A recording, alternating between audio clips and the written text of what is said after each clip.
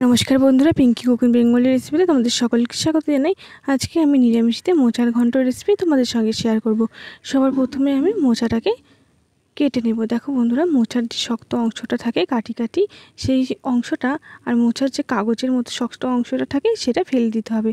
ফেলে দিয়ে মোচাটাকে কিন্তু কেটে নিতে হবে ছোট ছোট করে। এইভাবে সব কটাকে আমি ছাড়িয়ে নেব। ছাড়িয়ে কিন্তু আমি কেটে নিয়েছি বন্ধুরা। মোচাটাকে জলের মধ্যে রাতে ভিজিয়ে রেখেছিলাম। সকালবেলা কিন্তু আমি ভালো করে মোচাটাকে ধুয়ে নিচ্ছি। ভালো করে ধুয়ে নিয়ে প্রেসার কুকারের মধ্যে দিয়ে দিচ্ছি সেদ্ধ করার জন্য।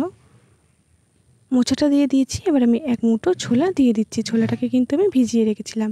অল্প জল দিয়ে প্রেসার কুকারের ঢাকনাটা আটকে আমি সিটি মেরে নেব। আর মোচাতে দেওয়ার জন্য এখানে আমি এক মুঠো গোবিন্দভোগ চাল নিয়ে নিয়েছি। অল্প জল দিয়ে চালটাকে আমি বেটে নেব। বন্ধুরা, তোমাদের যদি রেসিপিটি ভালো লাগে তাহলে কিন্তু অবশ্যই লাইক কমেন্ট করে দিও। আর আমার ছোট্ট চ্যানেলটাকে সাবস্ক্রাইব করে আমার পাশে থেকো। বন্ধুরা, চালটা কিন্তু বাটা হয়ে গেছে। এবার একটা বাটির মধ্যে আমি এই চাল বাটাটা তুলে নেব। বন্ধুরা, বেশি পরিমাণে চাল বাটা পড়ে গেলে কিন্তু ভালো লাগে না। অল্প কিন্তু চাল বাটাটা দিয়ে দিতে হবে।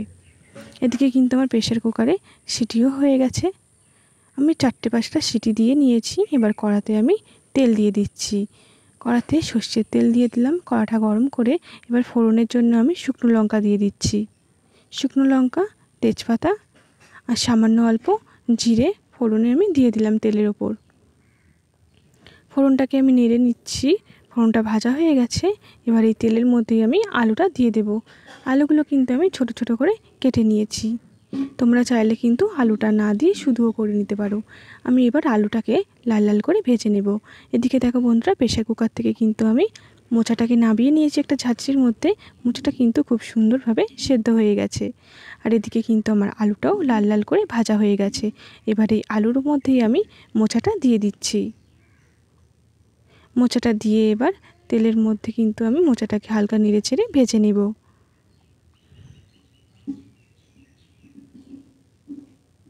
মোচাটা ভাজা হয়ে গেছে। এবার আমি 8 চামচে হলুদ গুঁড়ো, স্বাদ অনুযায়ী নুন, ঝালের জন্য 1.5 চামচে ঝাল লঙ্কার গুঁড়ো, জিরের গুঁড়ো দিয়ে মশলাটাকে কিন্তু ভালো করে কষিয়ে নেব মোচার সঙ্গে।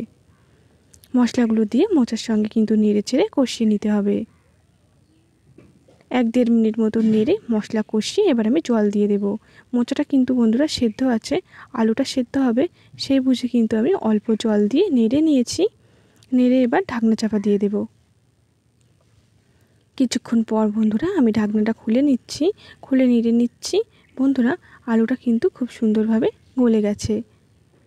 এবার এই মোচাটা একটু মাখো মাখো হওয়ার জন্য যেই গোবিন্দভোগ চালটা আমি বেটে রেখেছিলাম সেই চালটা দিয়ে দেব। তোমরা কিন্তু বন্ধুরা চালের বদলে আটাও দিয়ে দিতে পারো। বন্ধুরা, খেয়াল রাখতে হবে চালের পরিমাণটা যেন বেশি না হয়, তাহলে কিন্তু স্বাদটা ভালো লাগবে না। মোচার যে স্বাদ সেটা কিন্তু বন্ধুরা চলে যাবে। অল্প করে চাল বাটাটা দিয়ে দিতে হবে যাতে মোচাটা একটু মাখো মাখো হয়। চাল বাটাটা দিয়ে ভালো করে নেড়ে নিয়েছি। দেখো বন্ধুরা, চাল বাটাটা দেওয়ার পরে কিন্তু মোচাটা খুব সুন্দর একসাথে হয়ে গেছে।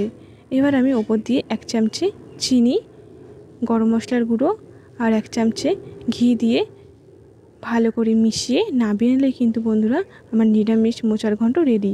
তোমাদের রেসিপিটি কেমন লাগলো অবশ্যই কমেন্টে জানিও। ভালো লাগলে আমার ছোট্ট চ্যানেলটাকে সাবস্ক্রাইব করে আমার পাশে থেকো।